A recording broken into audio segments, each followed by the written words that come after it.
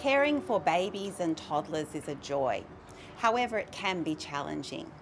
All parents need some support at times, and an important source of support can be educators working in early childhood education and care services. Early childhood services are expected to work with parents to promote the best outcomes for children. And the focus of this video is working in partnership with families to support healthy sleep development now and into the future. We always strive to work in partnership with the parents, and also communicating what's happened with their sleeping during the day at daycare while the parents have been at work is also important as well, so the parents know what's happening for when they get home at night.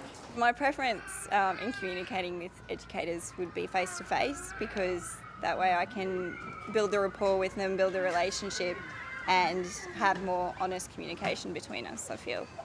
I really need open communication and for them to articulate what they need as well and be honest in how my child's going and what they feel his needs are. Hi Caroline, what would you like to speak to me about? Oh look, I just wanted to quickly ask about whether Sam's having a sleep during the day still, because I'm finding it really hard to get him down to sleep at night, and I was just wondering whether he's still having sleeps during the day, because I feel that now he's 2 and a bit, he doesn't really need the sleeps. I can understand your concerns. Quite a few children, when they start to get a bit older, they start to require less sleep. And in family daycare, because we're so active in the day, I try to still encourage them to have a bit of rest time for their mind and body. So as an alternative in the past, I've let children read some books on bed, or they can either go and sit at the table and do some drawing or some puzzles on the mat. Do you think that would be a good alternative, and perhaps if he falls asleep, then he falls asleep? Yeah, look, that's fair enough. I think if you feel like he needs a sleep, that's great. Or if you can try and just give him quiet time, like you said, just reading or just a bit of time out. But if you really feel like he needs a sleep, if he's tripping over or, just not interacting well with the other children, then that'd be fine. So you're happy to have him reading on the bed with some books, or choosing, if he chooses to do some puzzles on the mat. And maybe in a few weeks we can have another discussion and we can see how it's going at home and with his nighttime sleep. Yeah, Good that'd idea? be great. Okay. That'd be great.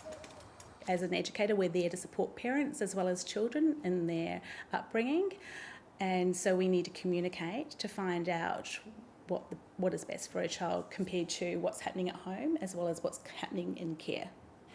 Caring routines such as sleep, rest and relaxation provide an important context to build and maintain genuine partnerships with families.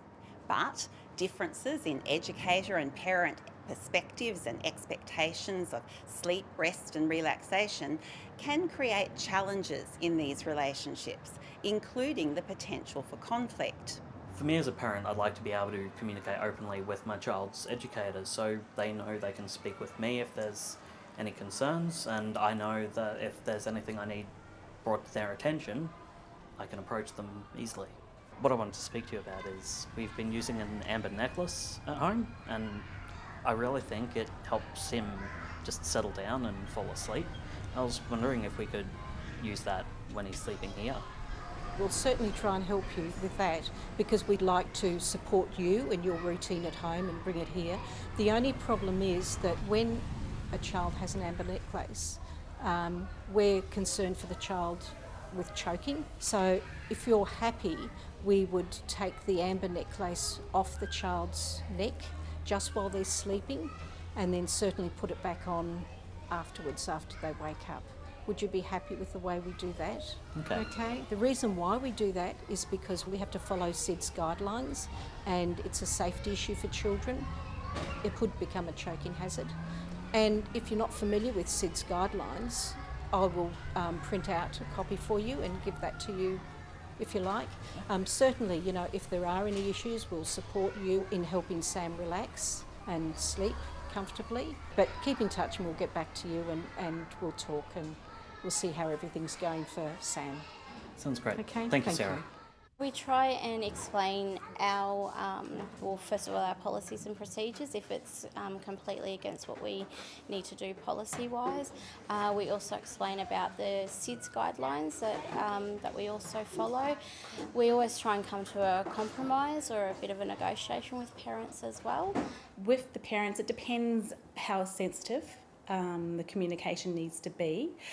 If it's more sensitive, then I'd prefer to talk to them face to face, so we can have the non-verbal communication as well, and then we can always clarify misunderstandings straight away. In dealing with conflict with an educator, I guess if we have a difference of opinion, it's about sitting down and working out what that difference is and how do we get through it together. So, and what's the best outcome, best interest for the child and the work environment, and just try to be understanding of their perspective as well as get them to understand my perspective.